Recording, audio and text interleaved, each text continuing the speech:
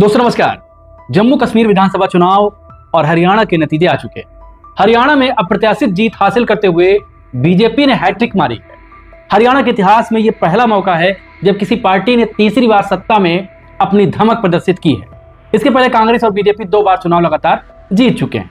जम्मू कश्मीर के नतीजे तो पहले से लग रहे थे यही होंगे।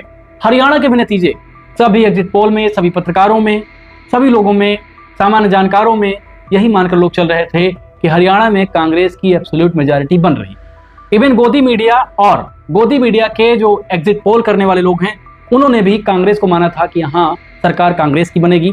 इसके अलावा जो प्रसिद्ध यूट्यूबर्स हैं अजीत अंजुम, रवीश कुमार जैसे लोग भी ये मानकर चल रहे थे कि हरियाणा में कांग्रेस की सरकार ही बने। लेकिन ऐसा क्या हुआ? जब तक पोस्टल बैलेट की गणना होती रही, कांग्रेस एक बार 75 सीट तक पहुंच गई और बीजेपी 10-11 तक।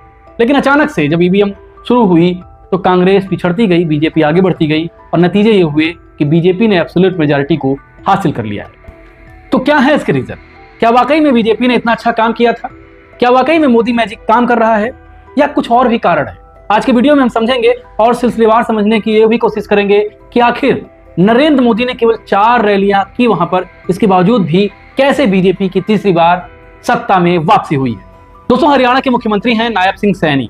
अभी कुछ समय पूर्व वो कह रहे थे कि उनके पास पूरी व्यवस्था है, वो जीतने जा रहे हैं। इवन बीजेपी के कई नेता इस बात को स्वीकार कर रहे थे अंदर अंदर कि इस बार कांग्रेस की सरकार बनेगी। लेकिन नायब सिंह सैनी का कॉन्फिडेंस जरा देखिए। नायब सिंह सैनी का क्या कॉन्फिडेंस। हमें तोड़ जोड़ की जरूरत नहीं पड़ेगी। नहीं देखिए, मैंने आपसे, अगर मेरी बाइट आप देख रहे होंगे पिछली भी, मैंने शुरू से ये कहा है कि भारतीय जनता पार्टी एक तरफा सरकार बना रही है। हमारे पास सारी व्यवस्थाएं हैं, आप चिंता मत करिए। अब सवाल है कि नायब सिंह सैनी किस व्यवस्था की बात कर रहे हैं, किस इंतजाम की बात कर रहे हैं। देखिए, कॉन्फिडेंस दिखाना अच्छी बात होती है। जो भी सत्ता में होता है वो कॉन्फिडेंस दिखाता है कि हमारी सरकार बनने जा रही है।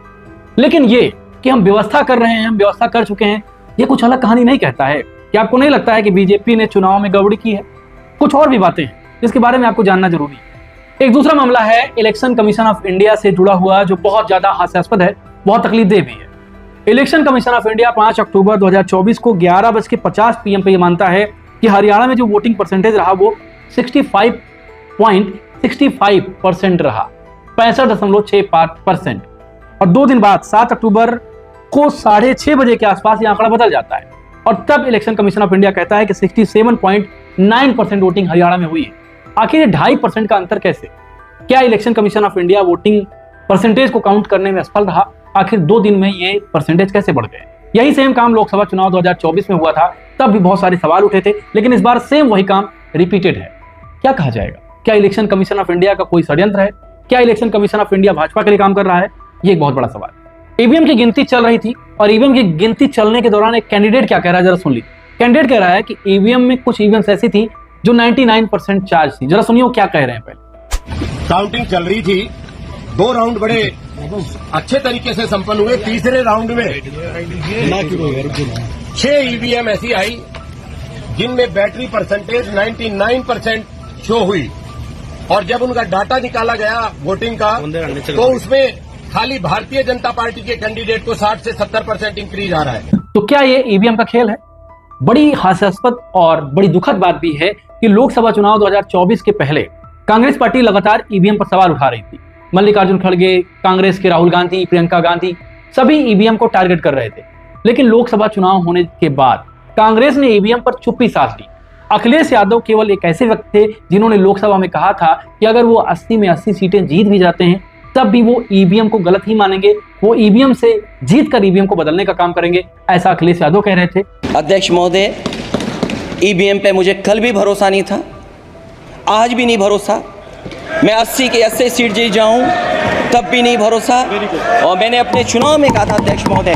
लेकिन इंडिया गठबंधन के अन्य दल कांग्रेस सहित ईवीएम पर चुप्पी साध बैठी और सबसे ज्यादा चुप्पी साध बैठी कांग्रेस का कोई सदस्य कुछ बोल ही नहीं रहा था।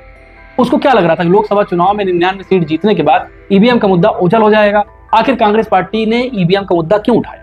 और अब जबकि हरियाणा चुनाव के बाद वो ईवीएम का मुद्दा फिर से उठा रहे हैं तो जनता आपकी बात पर कैसे यकीन करेगी? आप ईवीएम का मुद्दा तभी उठाते हैं जब आप हारते हैं।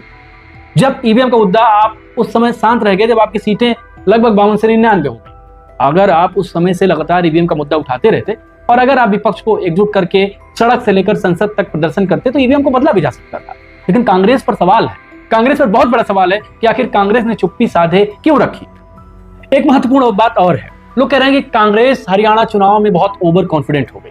सही बात है, अगर आप हरियाणा चुनाव में 90 सीटों पर लड़ रहे थे तो आपके गठबंधन के साथी अखिलेश यादव, अरविंद केजरीवाल की भी बात करूंगा।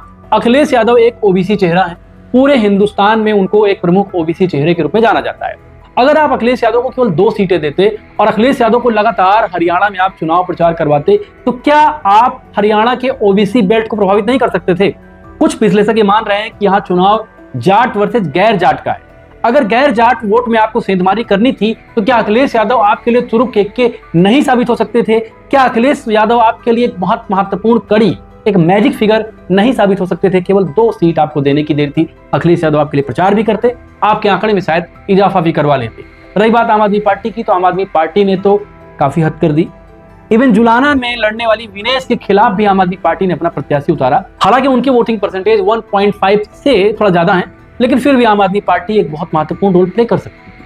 अगर कांग्रेस उसको साथ लेकर चलती और अरविंद केजरीवाल प्रचार करते, राघव चड्ढा प्रचार करते, संजय सिंह प्रचार करते, मनीष सिसोदिया प्रचार करते, आतिशी प्रचार करती, तो शायद कांग्रेस थोड़ा और भी आगे बढ़ सकती थी, बढ़त ले सकती थी। आखिर गठबंधन धर्म में बहुत सारी चीजें होती हैं। आपको याद होगा कि अखिलेश यादव ने गठबंधन धर्म में उत्तर प्रदेश में कांग्रेस को 17 सीटें दी थी, जबकि कांग्रेस वाकई में 17 सीटें उत्तर प्रदेश में डिजर्व नहीं करती थी।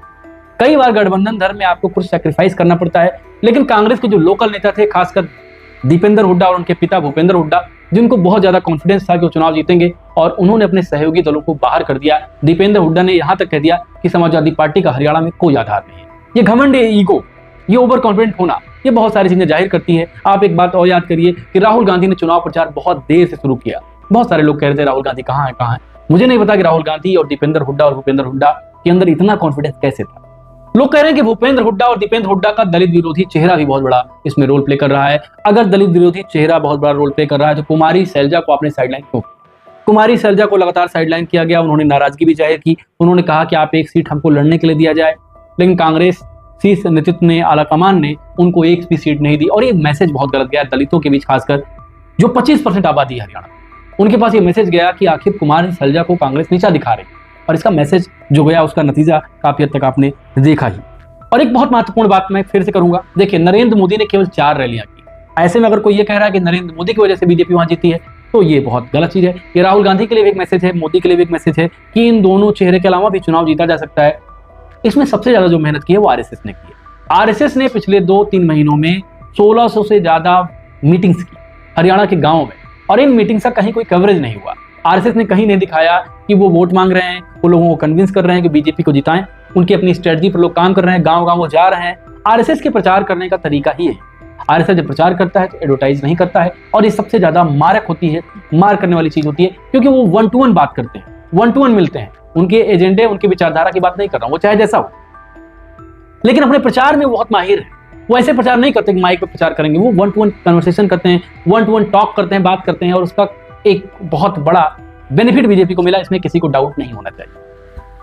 कुल मिलाकर हरियाणा का जो चुनाव है वो कई सारे मैसेज देता है। पहला मैसेज तो ये कि नरेंद्र मोदी की वजह से बीजेपी नहीं जीती है। नरेंद्र मोदी ने वहां केवल 4 रैलियां की, इससे कहीं ज्यादा रैलियां वहां योगी आदित्यनाथ ने की, हिमंता बिस्वा शर्मा ने की। एक बात और, मेन स्ट्रीम पॉलिटिक्स में राहुल गांधी को जाति और धर्म का उतना ज्यादा भान नहीं है। जाति धर्म का तिकड़म वो नहीं समझते हैं, ये भी एक बड़ा फैक्टर है। लेकिन कुल मिलाकर ईवीएम के फैक्टर को अगर माना भी जाए तो जितने फैक्टर मैंने बताए, कुमारी शैलजा का फैक्टर, अखिलेश यादव जैसे नेताओं को बिल्कुल भाव न देना एक फैक्टर, आम आदमी पार्टी को गठबंधन से बाहर करना एक फैक्टर, आरएसएस की अति सक्रियता, 1600 से ज्यादा मीटिंग्स एक फैक्टर, दीपेंद्र हुड्डा और रणदीप हुड्डा का ओवर कॉन्फिडेंट होना, दलितों के खिलाफ उनकी इमेज एक फैक्टर, कांग्रेस में बहुत बड़ी ओवर कॉन्फिडेंस का आना एक फैक्टर। ये सारे फैक्टर हैं जिसकी वजह से लग रहा है कि कांग्रेस हरियाणा में हारी। एक बड़ा फैक्टर यह भी है कि भूपेंद्र हुड्डा और दीपेंद्र हुड्डा के कहने पर लगभग 80 कैंडिडेट को टिकट दिया गया। ये बहुत बड़ी चीज है। और शैलजा खेमे और रणदीप सुरजेवाला खेमे में बहुत नाराजगी इस बात को लेकर थी, और वो नाराजगी भी चुनाव में जाहिर।